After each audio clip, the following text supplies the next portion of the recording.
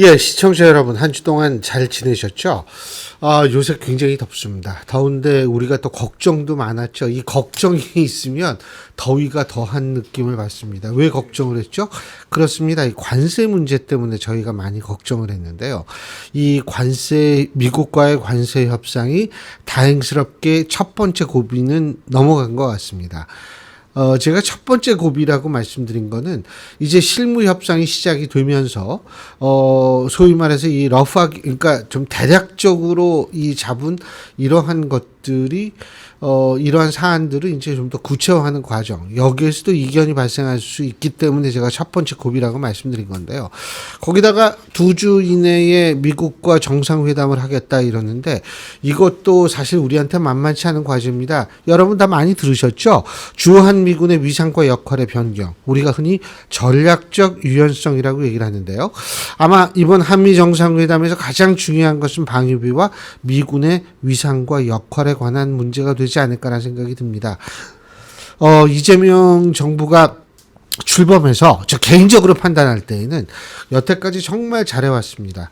근데 이 잘해오고 있는 정부가 계속 과제만 안고 있는 것 같아서 좀 굉장히 안타깝다라는 생각도 드는데 잘 넘어가리라고 믿습니다. 자, 오늘도 이런 문제를 비롯해가지고 지금 현안에 관한 문제들, 뭐 예를 들면 조국 전 장관의 사면 문제라든 이런 문제 두루 짚어보겠습니다. 1부에서는 뭐 여러분 잘 아시지만 백브리핑 시간 우리 최인혁 기자와 함께 하고요. 2부에서는 조국 혁신당의 차규근 의원과 함께 제가 지금 말씀드린 이런 현안에 대한 입장 직접 들어보겠습니다. 그리고 3부도 준비되어 있습니다. 3부는 누구냐?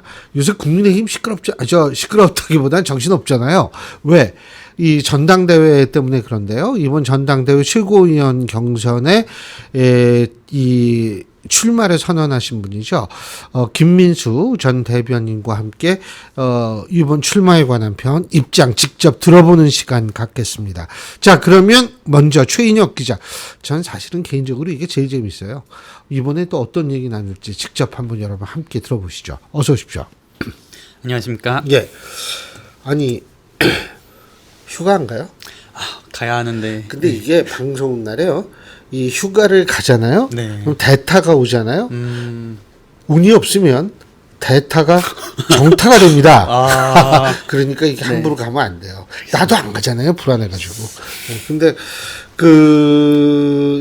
하여간 휴가들 기자분들 많이 가실 텐데, 그죠? 근데 요새 사실 또 이 자리 뜨기가 힘든 게 요새 대통령실 출입 기자단이 좀 많이 변했어요. 그죠? 그 유튜브 기반한 매체들이 이제 출입을 한 지가 한 일주일 됐나요? 네, 맞습니다. 저희가 지난주부터 예. 이제 외부에는 이제 유튜브가 출입한다 이렇게 알려졌는데 요거는 조금 바로잡아야 할 게 그분들도 이제 정식으로 언론사를 등록을 하고 이제 오신 분들이기 때문에 말씀 주신 것처럼 유튜브를 기반으로 한 매체들이 이제 출입을 시작을 했다. 예. 그렇게 해서 지금 3개사 정도가 지금 출입을 하고 있고 이분들은 지금 좀 적응을 거치면서 이제 저희 기자단들과 함께 취재 활동을 좀 하고 있는 그런 상황입니다. 예, 그렇군요. 근데 지금 사실은 그러니까 출입을 사실 이 대통령실 출입 이것도 일정한 절차가 있잖아요. 그죠? 거기 기자단들의 동의도 받아야 되고 원래 이런 절차가 있는 거 아닌가요? 네, 맞습니다. 말씀 주신 것처럼 저희 이제 유튜브 기반으로 된 매체들이 출입을 한다고 했을 때 예. 기자단 내부에서 조금 반발이 있었는데요. 이 반발이 있었다라고 하면 이제 흔히 이제 또 외부에는 유튜브라서 기존 레거시 미디어들이 배척을 했다 이렇게 좀 알려진 경향이 있는데 반발의 논점은 그것이 아니라 이제 정당하게 어떻게 출입 절차를 거쳐서 이제 대통령실에 출입을 하게 되었는가가 이제 가장 큰 문제였고 저희 레거시 미디어라고 하는 매체들도 정당하게 이제 절차들을 좀 이게 제가 세부적으로 말씀을 못 드리지만 대통령실이다 보니 신원조회도 거치고 이런 여러 가지 신원조회는 했겠죠, 이 사람. 네네, 그분들도 하시긴 했는데 저희는 되게 공개적으로 이제 진행이 되고 있거든요. 근데 이제 새롭게 오시는 매체들은 흔히 이제 저는 이렇게 비유를 하고 있는데 과거라고 하긴 그렇고 몇 달 전만 해도 이런 이슈가 있었잖아요. 국민의힘의 대선 후보가 갑자기 새벽에 깜깜이로 아무도 모르는 사이 이렇게 싹 바뀌는 거. 그런 거와 같이 이번에 이제 매체들이 출입을 할 때 누가 어떻게 무엇을 출입을 했는지와 관련한 정보가 전혀 알려진 바도 없었고, 그리고 이 대통령실의 출입 기자를 새롭게 확충한다는 사실이 언론계에도 알려지지 않았던 사실이었거든요. 그러면 이분들은 대체 어떻게 알고 출입을 신청을 그들만 했을까? 그리고 그들에게 그러면 누가 연락을 했을까? 과연 뭐 매체가 출입을 신청을 하신 건지 아니면은 대통령실에서 콕 집어서 신청을 하라고 요청을 하신 건지, 이런 부분이 불명확하다 보니 이제 저희들은 그 절차에 대해서 문제를 제기를 했었던 것이고, 그리고 이제 새롭게 출입하신 매체들을 보면 주로 이제 친여 성향을 가졌다라고 표현을 할 그렇죠. 수 있는 예. 그런 매체들이다 보니 저희는 이제 이건 그러면 정치적 편향성이나 아니면 언론의 공정성을 좀 해치는 그런 출입 조치가 아닌가라는 문제 제기가 좀 있었던 게 사실입니다. 뭐 그리고 제가 볼 때에는 빨리 제가 대통령실이라면 그런 논란 사실 불필요한 네네. 거거든요. 대통령 자꾸 통합을 얘기를 하는데, 네네. 그죠? 그러면은 친여 성향의 매체다 이런 얘기는 안 듣기 위해서 지금 세 군데 들어갔죠. 네. 이 소위 말해서 좀 이 반대쪽에 있는 매체 네네. 세 군데 빨리 해줘야 돼요. 네, 말씀하신 것처럼 지금 이제 미디어를 전문적으로 취재하는 매체가 있는데 그 매체에서 이제 취재한 내용을 이제 제가 빌려오자면, 제가 알기로는 이제 그런 반발들이 발생하고 났을 때 대통령실에서는 정치적 성향성을 고려하지 않았다라고 이제 예. 공식적으로 말씀을 하시면서 보수 성향의 매체도 언제든 받아줄 수 있다라고 이제 정식적으로 입장을 냈고, 그로 인해서 이제 저희가 이제 취재를 들은 바로는 한 10개 매체 정도가 추가 신청을 했는데 그 매체들에 대해서는 추가 심사가 이루어지지 않고 있다라고 하더라고요. 그래서 그 부분에 대해서 대통령실 관계자분들에게 질문이나 아니면 확인을 좀 하면 되게 이제 회피하거나 아니면 좀 민감한 반응을 보이고 계셔서 이게 해명은 정치적 성향성이나 전혀 문제가 없다고 하지만 실질적으로 이루어지는 상황을 보면 아마 조금 본인들 스스로도 좀 민망해서 그런 반응을 보이고 있지 않을까, 그런 판단을 하고 있습니다. 제가 지난번에도 한번 말씀드린 것 같은데 나이가 들면요 어디서 무슨 얘기를 했는지 기억을 잘 못해요. 근데 사실은 우리가 세 가지를 흔히 얘기하거든요. 정보와 사실과 지식인데 지금 뭐 최인혁 기자가 일하는 여기 같은 데에는 정보를 사실로 만드는 역할을 하는 레거시 미디어예요. 그리고 사실을 지식으로 만드는 건 사실 우리 같은 사람 몫이거든요. 학교에 있는 사람들. 그런데 제가 말씀드리고 싶은 건 유튜브가 뭐 나름대로 다 자신들도 열심히 하고 있고 그런 거는 확실한데, 문제는 이게 정보를 사실로 만들 때에는 이 수많은 사람들이 달려들어서 크로스 체킹도 하고 게이트 키핑 기능이 활성화돼야 되거든요. 근데 게이트 키핑 기능이 과연 활성화되느냐, 이런 부분에 대해서 많은 분들이 의심을 가질 가능성이 있어요. 왜 그러냐면 그동안 정보를 너무 사실처럼 얘기를 하는 경우가 유튜브에서 많았기 때문에 이제 그런 측면을 한번 생각을 했을 때 출입하는 거 뭐 다 좋습니다만 과연 그 레거시 미디어만큼의 게이트 키핑 기능과 조금 그 모든 사안을 좀 조심스럽게 접근해야 되는데 그런지 한번 지켜봐야 될 것 같고요. 지금 뭐 활동은 뭐 하고 있어요? 네, 안 그래도 정말 좋은 말씀을 주셨는데요. 예. 이게 처음에 이제 활동을 하게 되면서 이제 기자단이나 아니면은 대변인실 쪽에서도 좀 마찰이 있지 않겠냐, 레거시 미디어와 이런 관측들을 했었는데, 실질적으로 이제 저희 레거시 미디어라고 이제 그분들은 또 부르시더라고요. 그 저희 레거시 그 미디어. 나쁜 말 아니에요. 아, 네네. 예. 그 레거시 미디어들도 근데 사실은 경쟁사가 아닌 이상 레거시 미디어도 종류가 엄청 많잖아요. 그렇죠. 타사가 뭘 하고 있는지 직접적인 경쟁 관계가 아니라면 크게 관심을 안 가지거든요. 그래서 저희 레거시 미디어의 입장으로 제가 또 말씀을 드리면 그분들이 뭘 하는지 뭐 이렇게 저희가 뭐 하나하나 일일이 꼬치꼬치 막 이렇게 가서 네. 지금 뭐예요? 네, 뭐 이렇게 물어볼 수 전혀 없죠. 그런 것도 없고, 그러다 보니 마찰이 발생할 것도 없고, 예. 네, 그래서 이제 뭐 그분들도 이제 취재를 좀 적응을 하고 계시는 단계고, 근데 그 매체를 이제 하나를 통틀어서 묶어서 표현하기는 조금 이게 적절하지 않다라고 느끼는 게, 그분들도 각각의 성향이 다 다르시고, 예. 특정 분은 뭐 이제 좀 조용히 이제 녹아드는 걸 원하시는 분들도 계실 거고, 또 특정 분들은 아무래도 유튜브를 기반으로 한 매체다 보니까 조회수나 뭐 이런 것들이 중요하잖아요. 예. 그래서 이슈를 좀 만들기 위해서 좀 활동을 하시는 모습도 좀 몇몇이 보이더라고요. 뭐 이슈 만드는 거는 좋죠. 근데 이제 거기에서 약간 이게 사실과 이 문제가 발생할 수 있죠. 그래서 교수님이 말씀을 주신 것처럼 저희도 요거는 조금 불편하다라고 느꼈던 것이, 이제 저희는 말씀 주신 것처럼 있는 것들을 이제 사실을 이제 만들어 드리고 팩트 체크를 하고 검증을 하고 이런 게 저희의 주된 업무인데 네. 가령 이제 플레이어로서의 역할을 하시려 하는 경향들이 좀 보이는 게 있습니다. 뭐 대표적으로 뭐 매체가 현 정부를 비판하는 기사를 냈을 때 그럼 그 비판에 대해서 정당성을 따지는 것이 아니라 왜 이런 비판 기사를 냈느냐를 이제 흔히 말해서 안철수 의원이 이제 지적하신 거죠. 이게 완장을 채워주고 기자들을 입틀막하려고 하는 거 아니냐. 그래요. 네, 그런 역할을 조금 이제 조금씩 보이시다 보니까 기자들도 조금 불편해하는 그런 경향이 있는 것도 사실입니다. 그렇죠. 뭐 근데 뭐 자리를 잡으면 되는데 제가 볼 때는 이 은근히 사람 숫자도 중요합니다. 기자분들의 숫자라든지 이런 게 게이트키핑 기능이 굉장히 중요한 역할을 하는데 모르겠어요.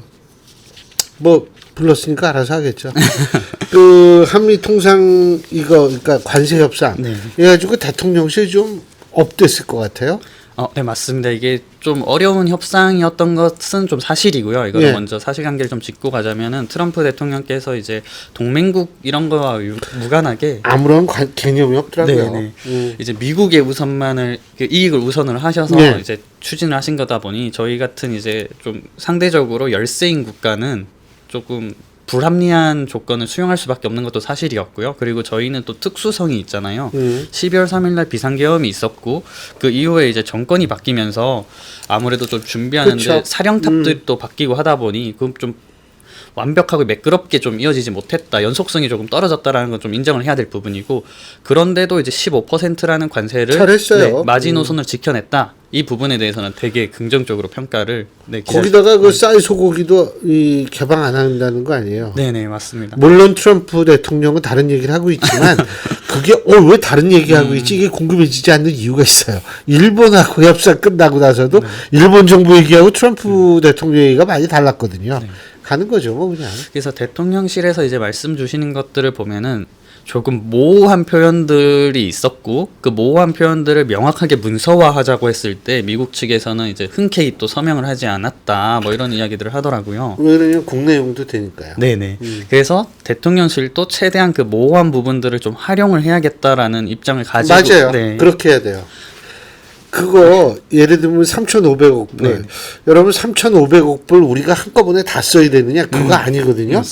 10년에 쓸 수도 있고 100년 동안 쓸 수도 있는 거예요. 네네 맞습니다. 그래서 어제도 이제 정책실장께서 직접 브리핑을 하셨는데 거기서 대표적으로 나오는 게 3,500억 불 중에 1,500억 불은 이제 조선 산업으로 들어간 거니 이건 조금 별개로 두고 2,000억 불을 이제 투자를 해야 되는데 이 투자의 기준 자체가 이제 저희가 직접 투자하는 방식이 아니라 뭐 보증이나 융자고 그리고 그것 또한 이제 사업 타당성이라고 해서 하나의 항목을 그렇죠. 네. 그래서 사업 타당성이 없다? 그럼 우린 투자 안 해도 돼라는 거를 좀 전제로 이제 말씀 주시더라고요. 그래서 뭐 규모가 일각에서는 좀 너무 많이 지출되는 거 아니냐라고 하지만 말씀 주신 것처럼 모호성을 활용해서 2천억 다 안 줄 수도 있는 거 아니냐. 언제까지 투자한다는 것도 네네. 없는데요, 뭐. 뭐 그런 부분들을 감안을 한다면 이게 되게 선방한 관세 협상이다. 이렇게. 미국에서 분기별로 체크하겠다 그랬거든요. 네네. 근데 예를 들어 보면 우리가 그 마스강가 한 거 있지 않습니까? 그 조선업. 근데 예를 들면 뭐 미국의 조선업 그 기술자들을 하루 뭐 그렇게 뭐 1, 2년 해가지고 양성되는 것도 아니고 그리고 요게 사실 그렇잖아요. 공장 세운다. 부지를 찾아야 될 거 아니에요. 부지 잡고 뭐 하고 이렇게 되면 3, 4년은 훌딱 지나가요. 근데 분기별로 체크 우리 지금 부지 찾고 있다. 그것도 일하고 있는 거 아닙니까? 그러니까 이게 제가 이렇게 볼 때 단 LNG 이거를 우리가 천억 불인가요? 1,000억 불 수입하기로 했죠. 예? 네, 그 에너지 수입 관련해서도 이제 대통령실 입장은 저희가 없는 수요를 만들어낸 것은 아니죠. 네, 예. 중동에서 수입해올 에너지들을 그냥 미국산으로 이렇게 구조 변경을 맞아요. 이루는 것이다. 그래서 네. 그것도 전혀 무리가 없고 충분히 지출 감내하다. 이렇게 이제 입장을 밝히고 있습니다. 근데 그거는 날짜가 기한이 정해져 있죠. 트럼프 행정부 내에 1,000억 불. 네. 근데 그게 또 제가 이제 다른 방송에서 이현주 의원하고 인터뷰를 했는데 이분이 또 경제 잘 하시잖아요.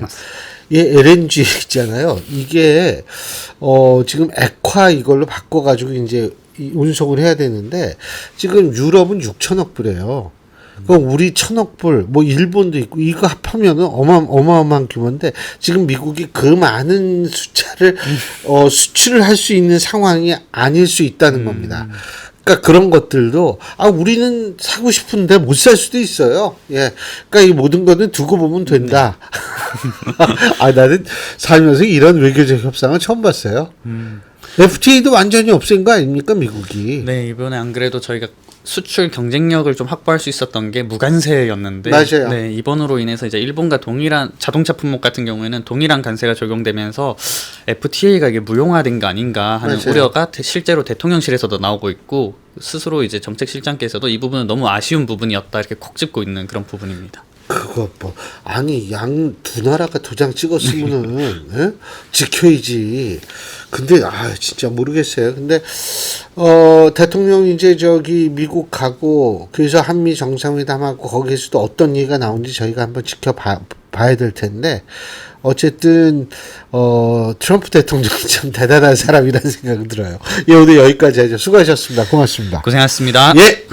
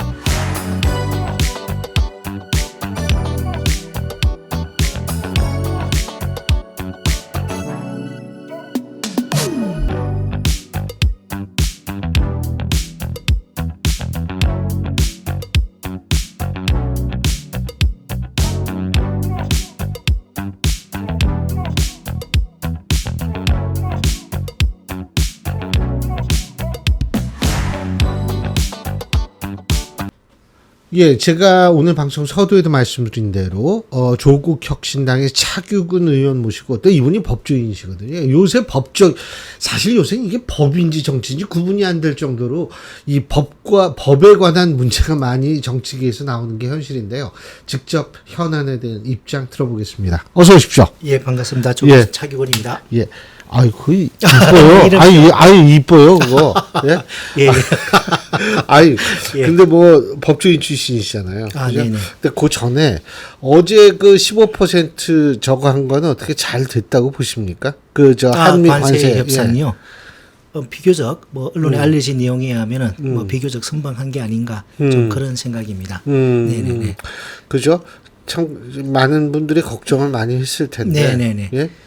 그래서 저는 개인적으로 참 이게 하나 내줘야 되는 거 아닌가라는 생각이 들었거든요. 네네네. 농산물 중에서. 네네네. 농산물은 선방했더라고요. 네네, 그렇습니다. 예. 근데 이제 하도 이게 모든 게 좀 모호한 게 많으니까 네네네. 좀 구체화될 필요는 있을 텐데 그걸 트럼프 대통령이 노렸을 수 있어요. 향후에 세부적인 부분 관련해서는 좀 더 이런 논의가 좀 진행될 수도 있을 것 같습니다. 예. 그죠. 지금 방금 전에 속보가 하나 떴어요. 예. 보셨어요? 못 봤습니다. 뭐냐면 김건희 특검이 네. 구치소에서 윤석열 전 대통령 체포영장 집행이 무산됐다. 자, 법조인 출신이시잖아요. 예. 어떻게 보세요, 이거? 기존의 이제 구속 영장만으로도 구치소 내에서 물리력 행사가 가능하다라는 취지의 대법원 판결이 있었습니다. 있었어요? 예. 그럼에도 불구하고 과거에 국가보안법 사건에 있어가지고 그런 대법원 판결이 있었기 때문에 기존의 내란 특검에서도 거기에 근거해서 이렇게 구치소에 요청을 했는데 구치소장이 좀 부담을 느꼈는지 좀 집행을 안 했었죠. 근데 근데 이번에는 그거 어제 예. 뉴스 보니까 소송 걸면 저 교도관이나 이런 분들 소송 걸린다고 그러던데요. 그래서 그 뭐 논란을 명확하게 없애기 위해서 예. 뭐 이번에는 이제 그 김건희 특검에서는 체포영장을 예. 법원에 신청해서 체포 영장이라도 예. 강제로 끌어내면 소송 걸면 걸린다고 그러던데. 근데 그 구치소가 취해 법권직은 아니기 때문에 네. 뭐 그 부분은 글쎄요 그 강제력 집행이 과연 자유로운 그런 지역이라 볼 수 있을지 의문입니다. 예, 물론 구치소 내에서 어떤 자율성이나 그런 부분은 있을 수는 있겠지만은 그러면 구치소 내에서 어떤 난동을 부리거나 질서를 유지하는데 필요한 그런 어떤 물리적 행사 같은 경우는 구치소장이 그건 되죠. 하고 있지 않습니까? 그런데 행위를 하지 않는 경우에 물리력 네네. 행사라면 소송 걸리면 걸린다는 거예요. 근데 그것이 이제 법원의 체포영장이기 때문에 예. 그 체포영장의 효력을 글쎄 뭐 그런 부분에 대해서 만약 집행에 한계가 있다 그러면 그 어떤 사법권이 좀 무력화되는 그런 결과가 초래되지 않을까 생각이 됩니다. 예. 그래서 그냥 이 팔다리 하나씩 자꾸 나오더라도 네네네. 이게 들고 나와야 된다 예, 이 말씀이신가요? 예, 예. 아 근데 그렇게 할까요? 어떻게 보세요? 글쎄 뭐 구치소 오늘 뭐 내부 상황이 어땠는지 알 수는 없습니다. 뭐 관광이 뭐 좀 저항을 했거나 뭐 거부를 했기 때문에 좀 어떤 물리적 불상사를 우려해서 집행이 좀 성공하지 못했던 게 아닌가 추정은 됩니다만은 전직 대통령으로서 좀 품위를 지켜서 정정당당하게 맞아요. 예, 사법 절차에 응하는 것이 그 진정한 그 보수의 품격이 아닌가 싶습니다. 이게요. 네네. 그 품격을 따지는 것보다도 전직 대통령 아니에요. 네네네. 대한민국을 이끌었던 사람 아닙니까? 네네네. 그러면 이 사람의 가장 중요한 첫 번째 임무는 뭐냐면 제도에 대한 신뢰를 키우는 예, 거예요. 맞습니다. 예. 제도에 대한 신뢰가 없으면 사회적 신뢰가 클 수 없고 네네네. 사회적 신뢰가 클 수 없으면 사회 자본이 네네. 제대로 형성될 수 없고 사회 자본이 제대로 형성이 안 되면 시민 사회가 제대로 튼튼해질 수 없는 겁니다. 전적으로 공감합니다. 예? 네, 맞습니다. 근데 여기서 이루고 있으니 너무 이거는 실망스럽습니다. 예. 좀 아니죠, 예, 아니기는. 예, 그렇습니다. 아니 근데 그것도 그런데 제가 갑자기 좀 그런데 예, 예. 그 요새 또 민주당에서 3대 특검 종합 대응 특별위원회 네네. 이런 거를 발족을 했습니다. 아, 예, 예. 이거 근데 일각에서는 삼권 분립 이게 권력 분립 좀 침해 아니냐라는 얘기가 나오거든요. 3대 특검 뭐 위원회는 저도 오늘 아침 뉴스 종합대응 특별위원회. 예, 좀 됐어요. 어제 구치소 서울 구치소 가가지고 네네네네. 얘기를 하고 그러니까 특검을 좀 이제 서포트하겠다는 취지인데 네네네네. 사실은 일각에서는 그렇게 서포트를 했을 경우에는 네네네. 이게 이 특검의 정치적인 네네. 어떤 그런 의심을 좀 받을 수 있는 것. 네네. 지금까지 그런 거 없이 잘해왔는데 네네네. 이거 구체할 필요 있느냐 이런 얘기 나오는데 어떻게 보세요? 그러면 그 3대 특검을 뒷받침하기 위한 그 위원회 소식은 제가 그 오늘 처음 접하는 거라서 거기에 대해서 오늘 뭐 제가 내용을 잘 모르는 상황에서 뭐 말씀드리기는 조금 조심스럽습니다. 예. 조국 전 장관의 사면 얘기가 나옵니다. 네, 뭐 네. 조국 혁신당은 당연히 굉장히 거기에 대해서 열심히 하고 계시겠죠. 법적으로 가능하다고 보세요? 법적으로는 뭐 대통령의 이제 고유 권한이기 때문에. 아니 제가 이걸 예, 하는 예. 게 우선 예, 첫째 예, 예. 조국 전 장관이 죄가 없는데 억울하게 들어갔다고 생각하십니까? 아니면 죄는 있는데 너무 이게 과도하다고 생각하시는 겁니까? 조국 혁신당 입장에서. 대법원 판결에 대해서는 예. 조국 전 대표도 그때 판결 난 이후에 대법원 판결을 존중한다라는 입장을 그러니까 죄를 밝혔습니다. 인정하는 거죠. 대법원 판결은 존중한다라는 표현을 썼습니다. 판결이 죄에 대한 판결 아닌가요? 기소된 혐의에 대한 그 판결이죠. 그죠. 기소된 혐의고요. 근데 죄가 있다 없다가 기소된 혐의가 어떻게 차이가 나는 거예요? 기소된 혐의는 이제 그 우리 사법 체계 내에서 예. 검찰이 기소를 하면 법원에서 재판을 하지 않습니까? 예. 근데 이 조국 전 대표 사건은 그 처음 수사 개시부터 그 과정이나 언론의 그 당시에 어떤 과도한 비사실 유포를 통한 이게 극장식 보도 이런 부분이 상당히 법정을 저는 좀 오염시킨 면이 있지 않나 싶습니다. 그리고 최성해 전 총장, 동양지 총장의 발언과 협력이 그 수사 초기 단계뿐만 아니라 법정 정언에서까지 그 정경심 교수의 판결이나 조국 대표 판결에 상당히 영향을 미쳤습니다. 근데 그분이 어제 저녁에 보니까 그 녹취록이 누구요? 하나 최성해 그 동양경제 총장의 지금도 총장이신지 모르겠습니다만. 네네 그 어쨌든, 당시 예, 그분의 그 녹취가 예. 보도가 됐습니다. 그 당시 그 조국 전 대표 사건 예. 수사 초기에 참고인으로 서울중앙지검에 갔을 때 참고인이었는데 그 당시 3차장이었던 수사 책임자였던 송경호 차장 방에 가서 차를 마셨다고 합니다. 이게 상당히 이례적인 겁니다. 우리가 이제 전직 법적으로 대통령이나 문제가 생기는 건가요? 오해 소지가 있는 거죠. 오염. 네, 그러니까 그리고 그 당시 진술의 오염이란 말씀이시죠? 그렇죠. 예. 왜곡될 가능성이 의도에 의해서. 그리고 그 당시 최성해 전 총장이 어제 보도에 하면은 교비 횡령 혐의로 수사 고발돼 있었다고 합니다.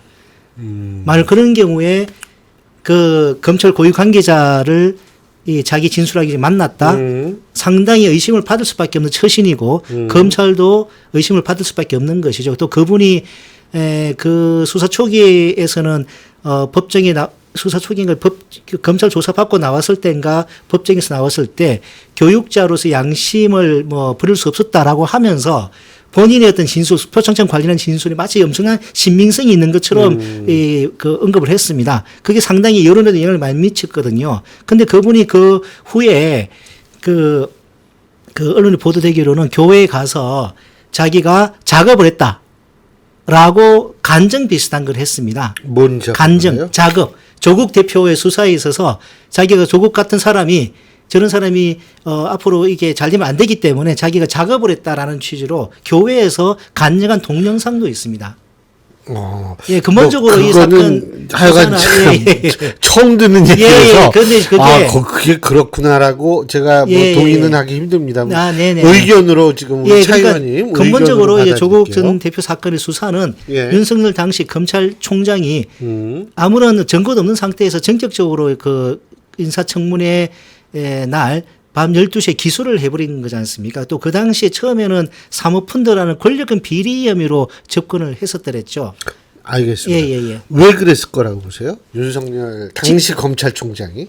저는 윤석열의 영혼의 지배자 김건희의 지시에 따라서 조국을 잡아야 예. 당신이 대통령이 될 수 있다라는 김건희의 지시에 따라서 움직였던 걸로 봅니다. 그러니까 그때부터 윤석열 당시 검찰총장은 네네. 내가 달권 잡아야지라는 욕심이 있었다 이 말이죠. 네, 저는 그렇게 생각합니다. 예. 그래서 예. 잠재적인 경쟁자를 여태 한번 쳐버려야겠다. 그렇습니다. 예. 어허, 저는 어허. 그 당시 이미 뭐 대호 프로젝트라는 그런 좀 그 설도 있지 않습니까? 그것도 처음, 모르십니까? 오늘 제가 아주 처음 듣는 게 많아요. 예. 대호 프로젝트라고 윤석열 검찰 대호가 뭐예요? 커다란 호랑이? 커다란 호랑이 그리고 윤석열 전 총장의 40년 직이라는 그 석동현 예.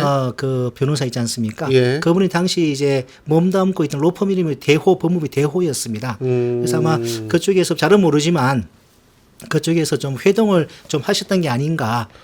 글쎄 뭐 그거 지금 우린 모든 게 이제 추론적인 네네네네네. 성격이고 예. 이게 뭐 진짜 사실이다 이렇게 얘기할 수 없고 네네네. 그렇기 때문에 일단 차 의원님 개인의 의견이라고 저는 받아들이시라고 네네. 좀 부탁을 드리는데 근데요 제가 왜 아까 그걸 여쭤봤냐면 이게 일반적으로 형량의 3분의 2 정도는 지나야지 네네. 그래야지 사면을 시켜주는 게 일반적인 경우라는 거예요. 단순하게 맞습니까? 이제 보시면 뭐 약간 그거는 그럴 수 맞습니까? 있죠. 단순하게 아니, 제가 예.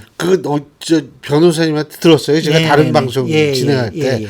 3분의 2가 안 지났잖아요. 뭐 그건 그렇습니다. 지금 요 형량 가지고 그렇죠. 봤을 때는. 예. 그래가지고 이분의 주장은 뭐냐면 이게 지금 그 사실 입시 비리라는 공정에 관한 문제 때문에 조국 전 장관이 들어가 있는데 이 공정의 문제 때문에 들어가 있는 사람이 또 공정의 문제를 야기시킨다. 지금 사면을 하면 이런 얘기를 하더라고요. 동의하십니까? 2년 형량 자체도 예. 과한 것이고요. 그리고 3분의 2 그 부분은 예. 그렇지 않은 사례들도 있었습니다. 예를 들어서 윤석열 전 대통령의 경우에 과거 자기 관련되는 사람들 권력형 비리되는 사람들 형 확정되자마자 대법원 상고하지 않게 해가지고 형 확정시키네 바로 사면한 사례도 있습니다. 김태우 씨는 또 어떻습니까? 강서구청장. 강서구청장 나왔다 떨어진 사람.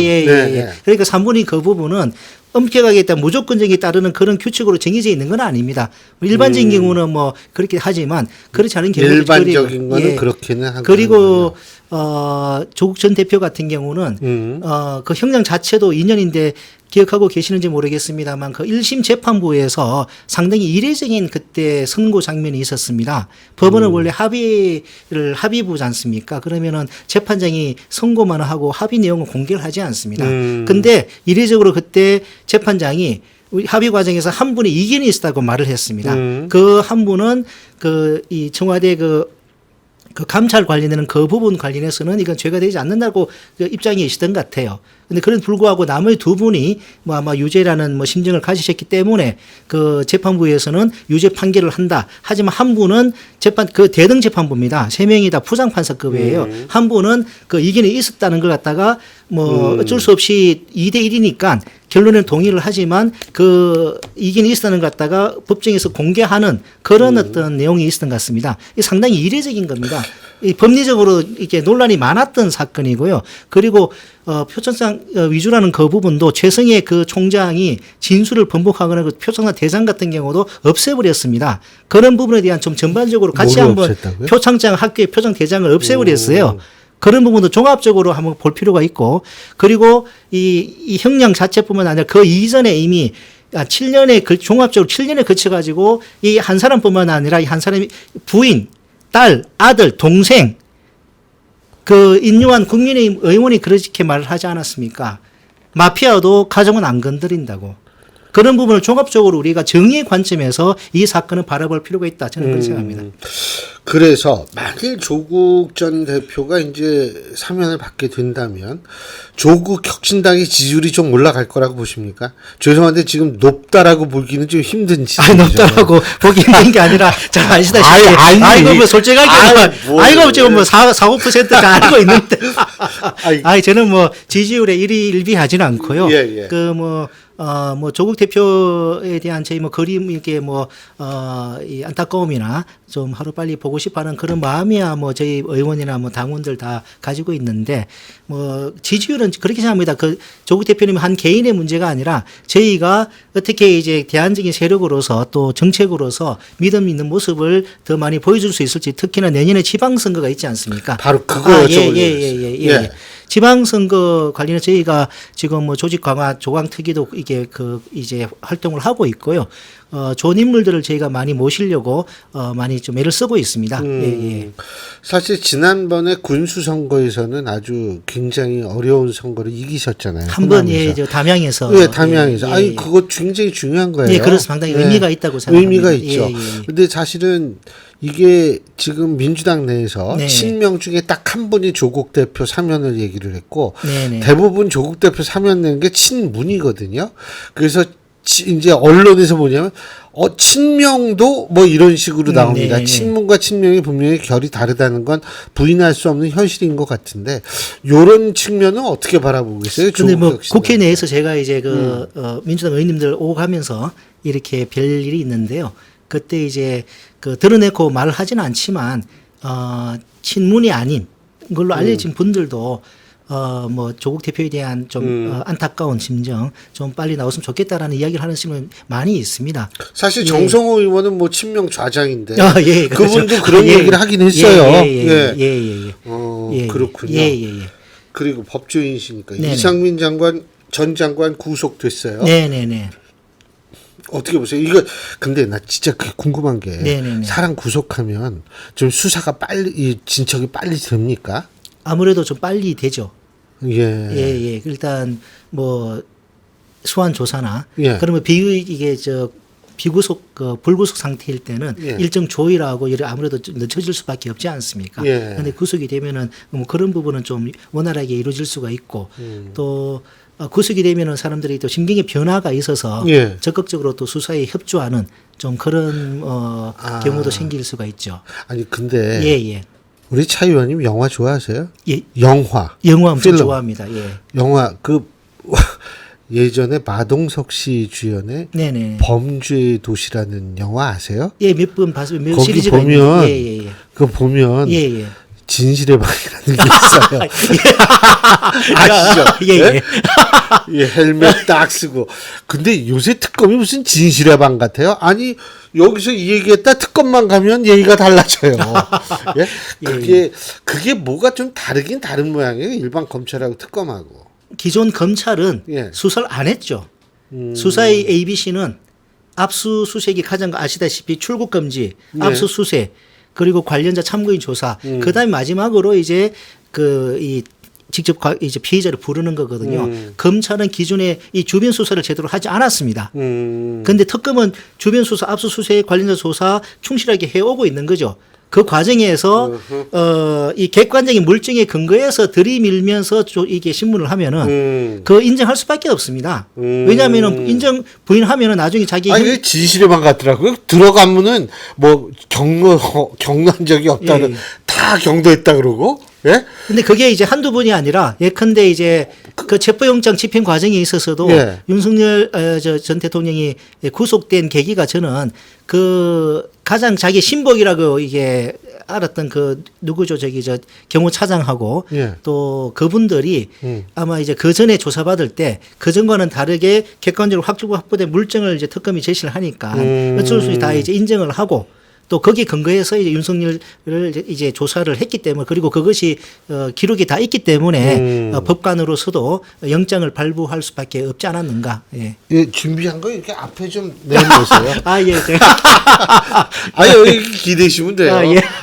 아이, 지금 이게 조국 혁신당 그 참 여러 가지로 힘든데, 아, 여러분들도 우리 차 의원님이 사실은 법조인 출신이시고 네네. 상당히 다양한 경력을 많이 갖고 계신 분으로 알고 있어요. 예, 예. 그러니까 앞으로도 이렇게 후원 열심히 하셔가지고 네네네.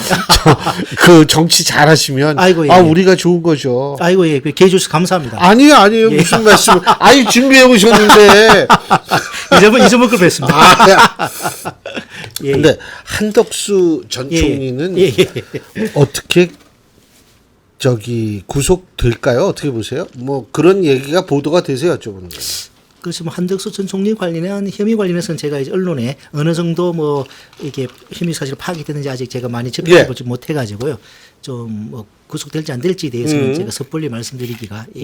근데 이제 이상민 장관 같은 경우는 단전 단수 좀 구체적인 좀 그런 부분에 대한 그게 있을 것 같아요? 그게 이미 뭐 소방청장이 뭐 아, 국회에서 그 얘기는 있죠. 예. 그렇기 때문에 그 뭐 쪽지 내용이 이런 부분들이 또 CCTV 복도에서 본인이 뭐 이게 자세하게 보고 뭐 그런 게 다 확보가 됐다고 하지 않습니까? 그렇기 때문에 이상민 장관은 그런 부분에 있어 가지고 증거 인멸 우려가 높다고 해서 법원에서도 영장을 발부한 것 같은데요. 한덕수 전 총리도 저는 뭐 그런 위험성이 높지 않을까 생각됩니다. 그렇군요. 하여간 뭐 지금 이제 근데 고향이 경상도 경남 합천입니다. 합천이세요? 예, 뭐 그 초중고는 저 대구에서 대구에서 나왔는데 나오셔. 태어나기는 경남에서. 아니, 왜 그러냐면 거기는 다 조국 혁신당은 비례대표시잖아요. 네, 그죠? 네, 네. 그럼 이제 나중에 또 이 지역구 출마도 생각을 하실 텐데. 네. 그러면은 사실 지역구를 떠나서라도 좀 네. 이렇게 요번에 홍수 피해 나고 이러면 네네네. 좀 열심히 좀 가셔서 복구. 제가 지난주에 경남 합천 가회면에 고향에, 가서 고향에 그 수의 가셔서. 복구했고요. 이번 주 저 토요일, 일요일도 제가 1박 2일 동안 합천 가회랑 그 산청 예. 가서 수의 복구 예정입니다. 또 산청에 산사태가 이번에 많이 났기 때문에 맞아요. 제가 국회 산불특위 위원으로서 아. 그 현장도 직접 보고 산사태의 원인 규명에 대해서도 특별한 관심을 가지고 살펴볼 예정입니다. 그렇습니다. 이거 어쨌든 지금 하실 일이 굉장히 많을 거예요. 네네. 그리고 이제 국회에서도 지금 앞으로 한미 정상회담이 있고 이제 또 다른 문제가 불거질 게 방위비 문제, 미군의 전략적 유연성, 우리가 흔히 얘기하는 미군의 주둔 목적에 약간의 변화가 있을 수 있는 거, 이런 것도 잘 하셔야 될 거라는 생각이 듭니다. 네, 예. 많이 이게 공부하고 많이 좀 잘 대처하도록 하겠습니다. 그럼요. 예. 오늘 말씀 잘 들었습니다. 아이고 불러주셔서 감사합니다. 아이고 별 말씀 고맙습니다. 네, 고맙습니다. 예.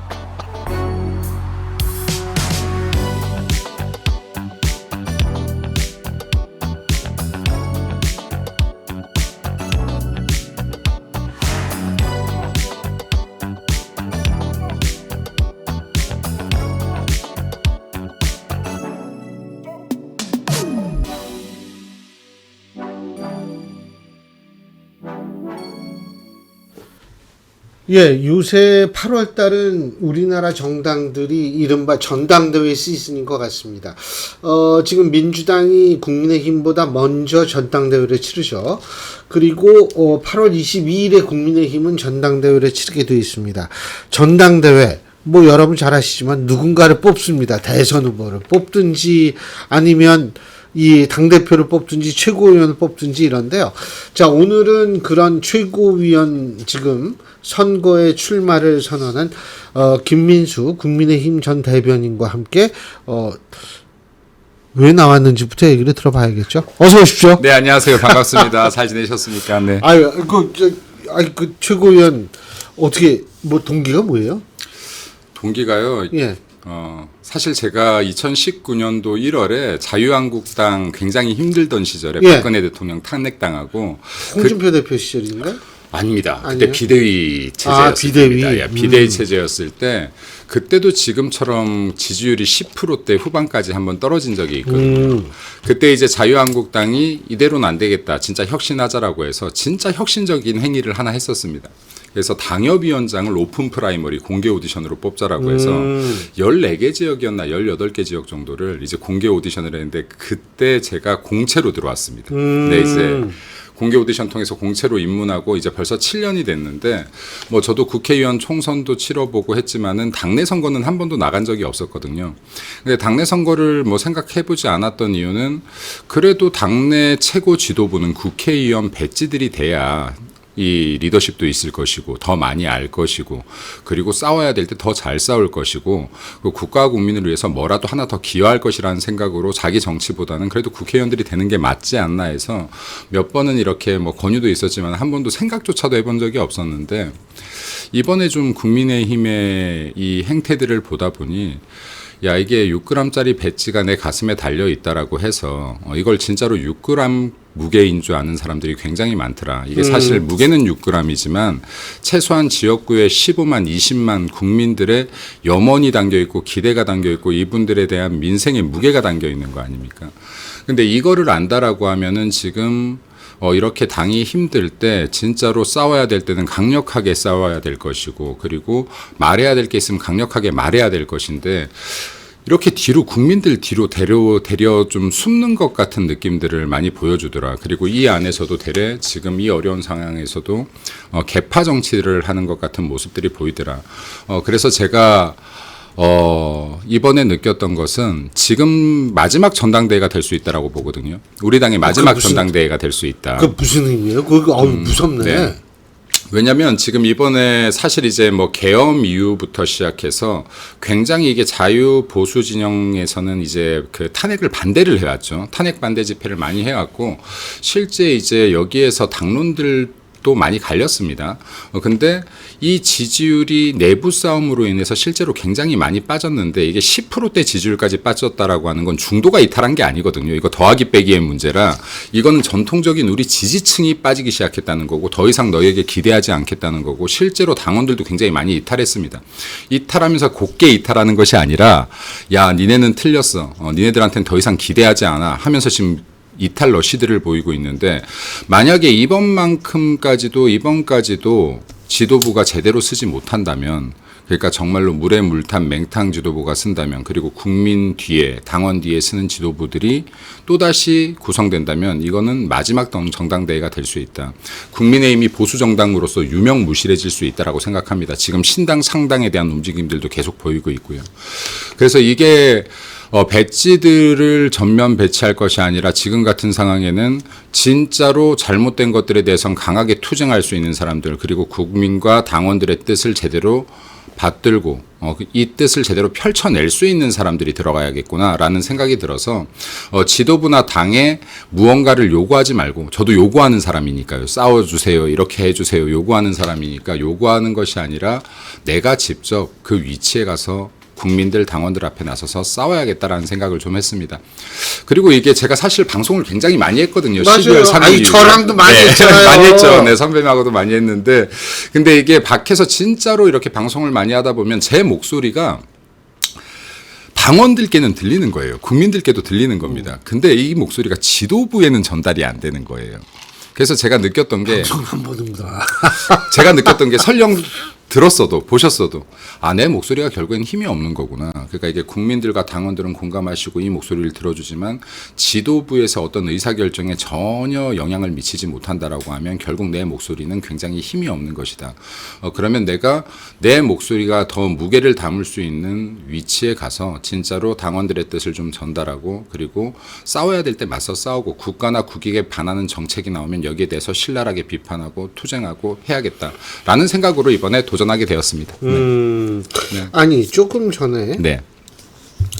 저도 거기에는 동의해요. 왜 그러냐면 이 한국갤럽 여론조사 보면 한 달의 마지막 주, 그 달의 마지막 주에 유권자의 이념 지형 조사를 하거든요. 네네네.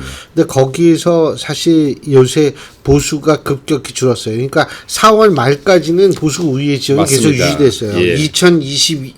2021년 11월부터 보수 우위가 쭉 유지가 되다가 네. 바꿔졌거든요. 이거는 이제 소위 말해서 이 과소 표집됐기 때문에 과소 표집도 여론이에요. 왜냐하면 그럼요.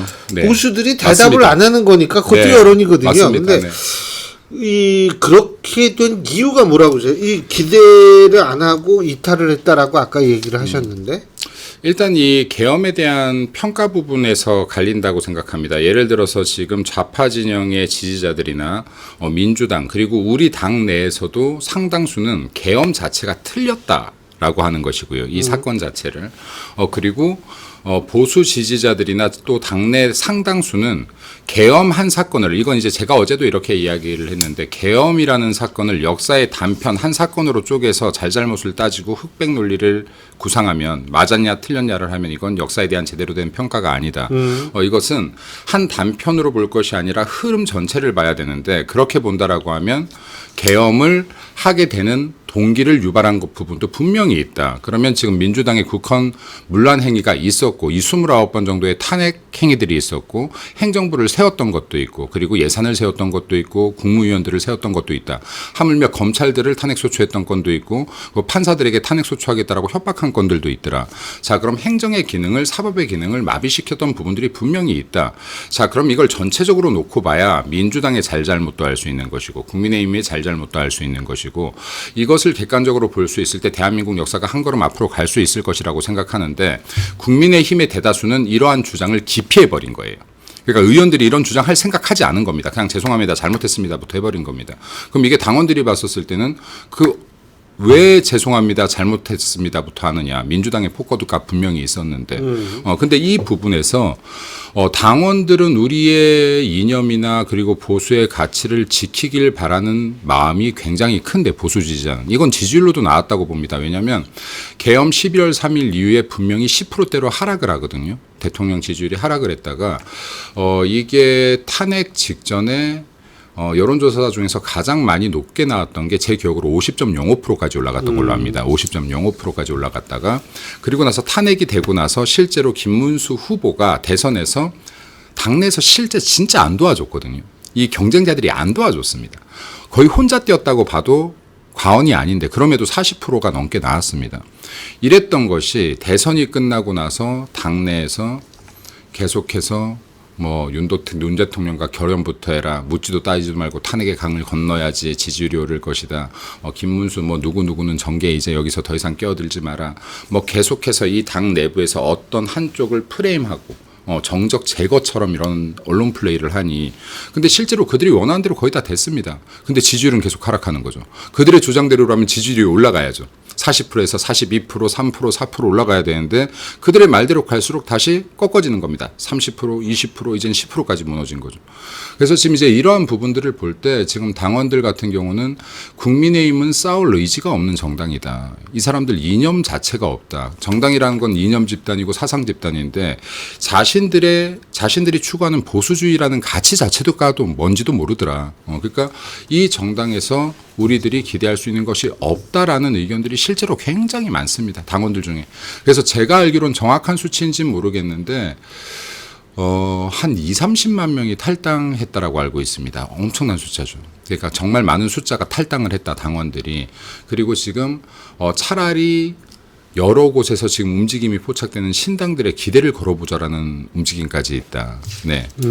그래서 굉장히 제가 이게 마지막 전당대회가 될 수 있다라고 말씀드렸던 게 전 진짜로 보수주의자거든요. 왜냐하면 보수주의자가 아니면 2019년도에 자유한국당에 입당하진 않았을 그렇죠. 거예요. 왜냐하면 이게 정당의 색깔이 없는 분들이 민주당이나 뭐 국민의힘이나 어느 한쪽에 유리할 때 정치하고 싶은 분 그쪽 입당에 입당하는 경우 많잖아요. 그런데 힘들 때 입당을 했다라는 것은 내가 보수주의의 가치를 믿기 때문인데 진짜로 사랑하죠. 이 정당을. 정말로 사랑하기 때문에 이번에 너무나 많은 쓴소리를 했는데 진짜로 이 당이 역사 속에서 사라질 위기에 처해져 있다라고 봅니다. 그러니까 이 안에 구성원들이 보수의 가치를 너무 쉽게 내려놓고 있다라는 판단이 좀 듭니다. 그 당원들도 같은 생각이라고 봅니다. 지금 신당 말씀하셨는데 네. 홍준표 전 시장의 신당 뭐 가능성이 있다고 보세요?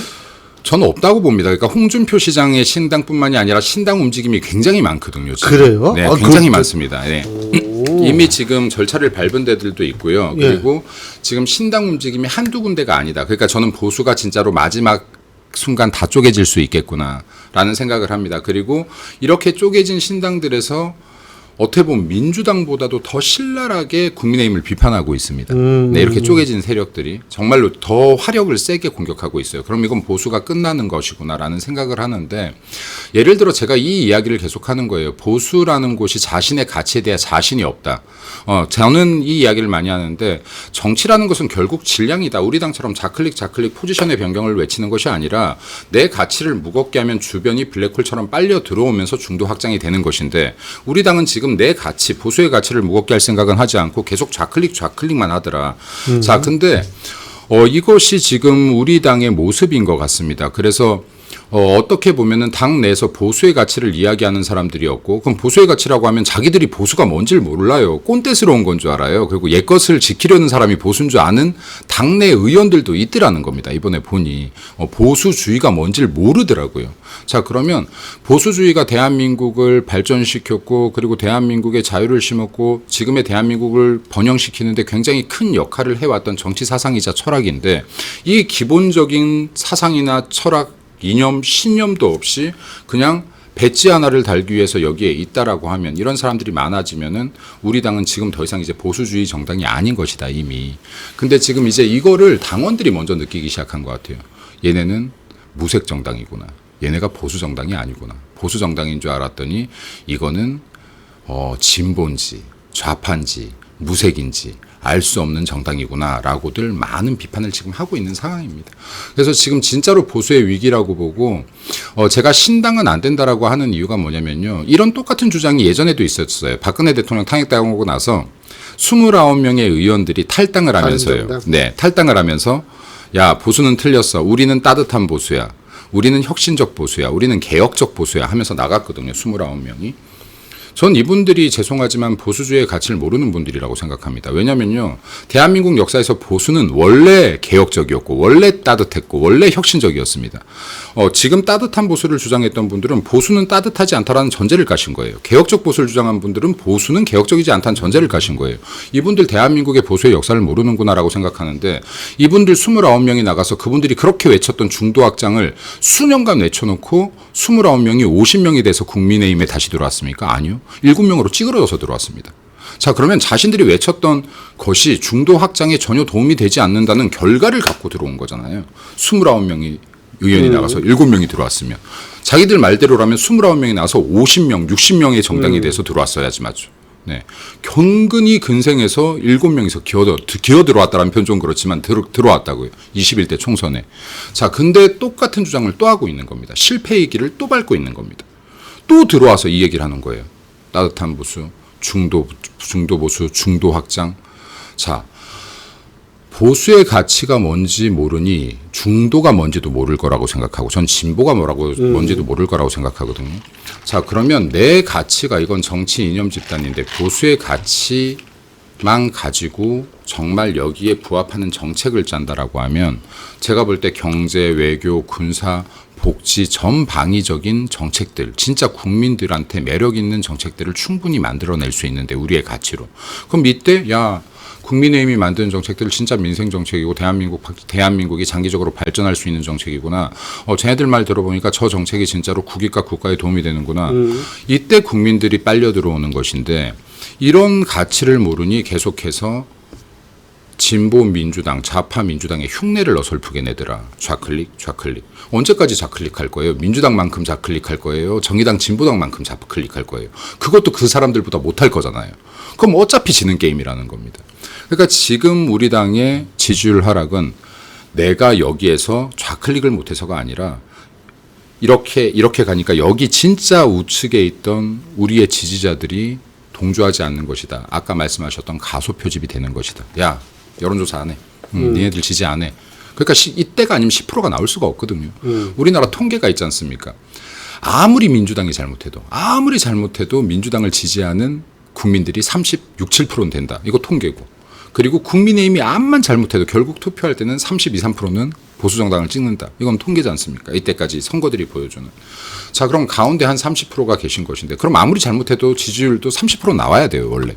근데 30%가 깨져서 20%대로 10%대로 갔다는 거는 아까 우리 교수님, 선배님께서 말씀하신 것처럼 결국에는 나 여론조사도 응하기 싫어. 나 보수인데 보수 지지 안 할 거야. 이 증상이 나올 때 결국엔 떨어지는 것인데 지금 지지율 하락에 대한 원인 분석도 못하고 있다. 우리 당. 계속해서 다른 소리를 하고 있다. 그러니까 지금 문제에 대한 분석을 잘못하니 해결 방법도 계속 잘못 나온다.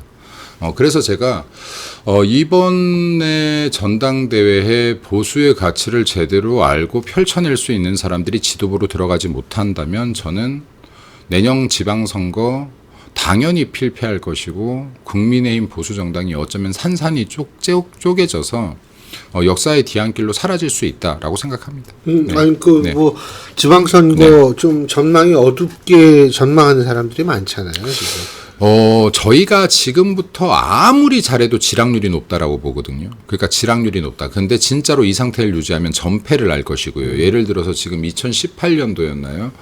2018년도 지방선거에서 보면 저희가 진짜로 우리 당이 완패를 했죠. 경기도에요. 100 몇십 명 도의원 중에 우리 도의원 2명 있었습니다. 맞아요. 예전에 그랬어요. 네. 이거는 완전히 그냥 이름 없는 정당도 이만큼은 갖고 올 거예요. 근데 우리 보수를 대표하는 정당이 완패를 했어요. 이긴 곳이 없습니다. 자, 그때는 어땠냐면요. 그냥 민주당에서 문재인 정권이 하자한 대로 다 해야 되는 겁니다. 뭐 투표도 의미가 없어요. 뭐 거기가 90% 이상을 차지하고 있는데요. 각 지자체들을. 그것뿐인가요? 국회는 180석 차지하고 있는데요. 행정부도 차지하고 있는데요. 우리 당이 할 수 있는 게 없어요. 할 수 있는 게. 근데 할 수 있는 게 없던 그때에도 2019년 20년도에도 자유한국당은 최소한 지금 같지 않았다. 제가 들어왔을 때 10%대 후반의 지지율이었는데 6개월 만에 30% 후반대로 회복을 하거든요. 정말로 계속 끊임없이 투쟁했다. 그러니까 토요일마다 우리 당이 자유한국당이 집회를 주관하기도 하고 그리고 패스트트랙 같은 사건이 있을 땐 정말 국회의원 당협위원장 전원까지 당번까지 짜서 24시간 로텐도를 지키고 그리고 국회 본관 7층을 지키고 막 수백 명씩 나왔어요. 그러면 그래서 니네가 얻은 게 뭐야? 국민들께 알렸습니다. 그래도 국민들께 이 지금 패스트트랙 통과시키려는 법이 잘못됐습니다. 조국 임명하려고 하는데 조국 이런 문제가 있습니다. 끊임없이 알려서 그 결국에는 패스트트랙 하나도 못 막아냈지만 최소한 조국의 임명을 막아냈고 조국의 임명을 막아냄으로 인해서 이게 민주당이 우리가 알고 있던 진짜로 정의로운 집단이 아닐 수도 있구나를 깨웠고요. 그리고 결국에는 이러한 것들이 트리거가 돼서 정권 교체까지 이어졌다라고 봅니다. 근데 지금 국민의힘은 아예 싸울 의지가 없다. 네. 해봐야 피켓 한 장 들고 와서 조용히 있다가 들어가는 정도가. 그리고 압색을 자꾸 당하니까. 겁을 먹은 것 같아요. 겁도 먹은 것 같아요. 사실은 지금 이 계엄이라는 단어가 굉장히 무서운 단어거든요. 그러니까 여기에 내가 엮일까봐 겁도 엄청 먹은 것 같아요. 근데요, 정치인이 국가의 위기라고 생각되고 당의 위기라고 생각되고 국민의 위기라고 생각된다면 진심으로 그러면 이거를 두려워할 것 같으면 전 정치하면 안 된다라고 봅니다. 그러면 공무원 하면 되죠. 왜 정치를 합니까? 예. 그리고 내가 정말로 하고 싶은 말, 해야 될 말을 다 하지 못하고 주변 여론 눈치를 살피면서 야, 이 말하면 내가 너무 세 보일 것 같은데 지금 상황에서 이 말하면 너무 세 보이지 않을까? 내가 합리적으로 안 보이지 않을까? 그래서 자기가 합리적으로 보일 정도의 말만 한다 그러면 이거 연기하는 거잖아요. 그럼 정치인이 아니라 연기를 해야 맞는 거죠. 왜 정치인이라는 역할을 맡아서 TV에 나오고 국민 앞에 서서 말을 하면서 정치인의 역할을 내려놓고 정치를 하느냐.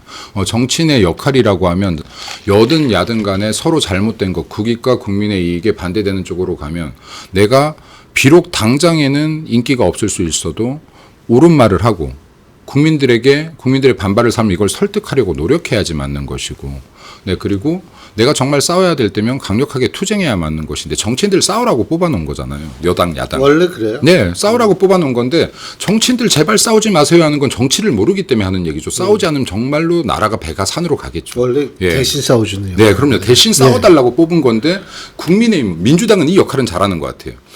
그러니까 좌파 지지자들이 야 우리 대신 싸우자고 뽑아줬더니 싸움은 정말 기가 막히게 하는 거예요. 그런데 국민의힘은 우리 대신 싸워줘 했대 다 뒷짐자고 에헴 하다가 위기의 상황이 오면 우리를 뽑아줬던 당원과 국민들 뒤로 숨어버리는 거예요. 그러니까 맨날 국민들만 나와서 싸우는 거예요.